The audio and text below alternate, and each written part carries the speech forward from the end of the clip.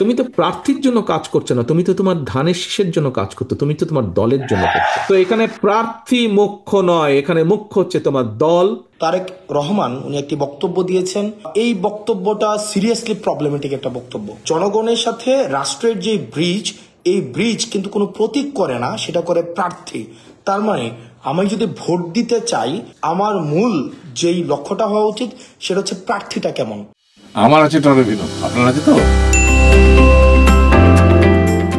জনাব তারেক রহমান উনি একটি বক্তব্য দিয়েছেন, উনি বক্তব্যে বলেছেন যে আসলে প্রার্থী মুখ্য নয়, মুখ্য হচ্ছে প্রতীক, প্রতীকটাই হচ্ছে মুখ্য।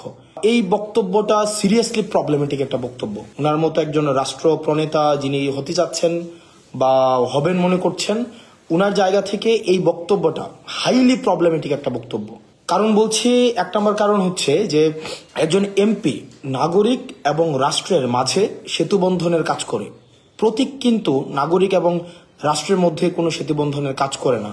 প্রতীক একটা সিম্বলিক জায়গা, একটা অর্নামেন্টাল জায়গা, প্রতীকের যে বিষয়টা। তো উনি বলছেন যে প্রতীককে ভোট দেওয়ার জন্য প্রতীকটাকে উনি মুখ্য করছেন।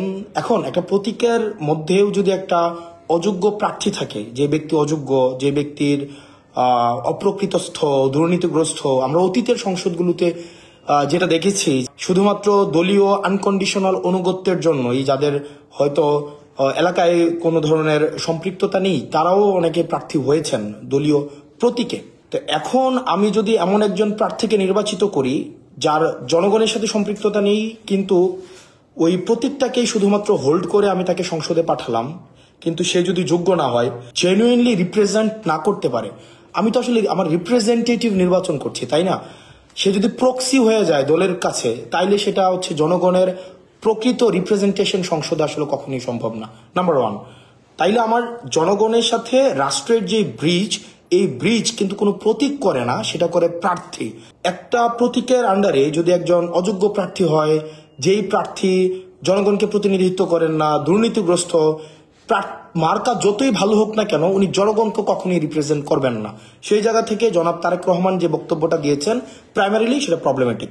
আপনার যদি 300 আসনের মধ্যে শুধুমাত্র প্রতীক দেখেই মানুষ ভোট দেয়, প্রতীকটাকে যদি উনি মুখ্য মনে করে, তাহলে সেক্ষেত্রে তো আসলে আলাদা করে প্রার্থী দাঁড়ানোর দরকার ছিল না। প্রতীকটাই যদি মুখ্য হয়ে যায়, প্রার্থী যদি গৌণ হয়ে যায়, তাহলে এটা কোনো প্রেসিডেন্সিয়াল সিস্টেমের মতো এটা হইলেই তো হইতো।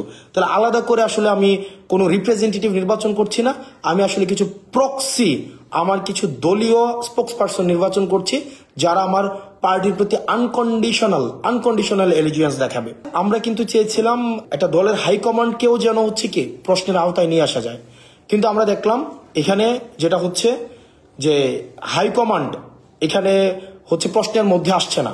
হাইকমান্ড দিন শেষে যা বলবে তাই হবে। দিন শেষে হাইকমান্ড যদি বলে এই প্রতীকের আন্ডারে একজন অদক্ষ বা দক্ষ কাউকে নির্বাচন করেন, তাকেই নির্বাচন করবেন। এক্ষেত্রে হাইকমান্ডের যে আধিপত্য ভাঙা, একচেটিয়া হাইকমান্ডের আধিপত্য ভাঙা, মনোপলি যে তৈরি করে রাখা হয়, যেমন আমরা হাসিনার সময় দেখেছি। আমার এলাকায় স্থানীয়ভাবে একটা প্রবলেম আছে, অনেক ডোমেস্টিক প্রবলেম থাকে। প্রার্থী যদি মুখ্য না হয়, এই প্রবলেমটা সংসদে কে গিয়ে বলবে? প্রতীক কি সংসদে গিয়ে বলতে পারবে? প্রতীক তো সংসদে গিয়ে এটা বলতে পারবে না, বলতে হবে প্রার্থী ভয়েস আকারে সংসদে গিয়ে তার জনগণকে রিপ্রেজেন্ট করতে হবে। কিন্তু আনফরচুনেটলি আমরা দেখলাম সেখানে প্রতীকে ফোকাস দেওয়ার মধ্য দিয়ে প্রার্থীর যে এজেন্সি, সেই এজেন্সিটাকে আসলে নাই করে দেওয়া হচ্ছে। তো তারেক রহমান আজকে যে বক্তব্যটা দিয়েছেন, গতকাল যে বক্তব্যটা দিয়েছেন যে প্রতীকই মুখ্য, প্রার্থী মুখ্য না, এটার মধ্য দিয়ে এটাই স্পষ্ট হয় যে উনি 70 অনুচ্ছেদ থেকে আসলে বের হইতে চান না। উনার আন্ডারে যে এমপিরা নির্বাচিত হবে আনকন্ডিশনালি উনাকে সাপোর্ট করবেন, যে ডিসিশনই হোক না কেন আনকন্ডিশনাল ওনাকে সাপোর্ট করবেন। পার্টির ইন্টারনাল যে ডেমোক্রেসি, সেই ডেমোক্রেসিও কখনো সংগঠিত হবে না।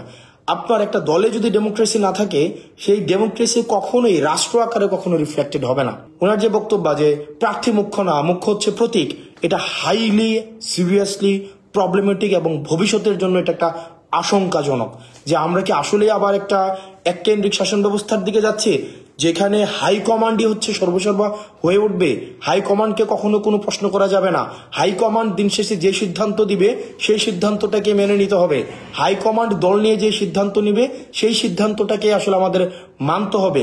দিন শেষে যদি প্রার্থীর যদি এজেন্সি না থাকে, সেই প্রার্থী কখনোই ওই ডোমেস্টিক পলিসির রিপ্রেজেন্টেশন কখনোই সংসদে গিয়ে করতে পারবে না। সেজন্য নির্বাচনের জন্য প্রতীক যেমন গুরুত্বপূর্ণ, একই সাথে সাথে প্রার্থী itself himself is very important.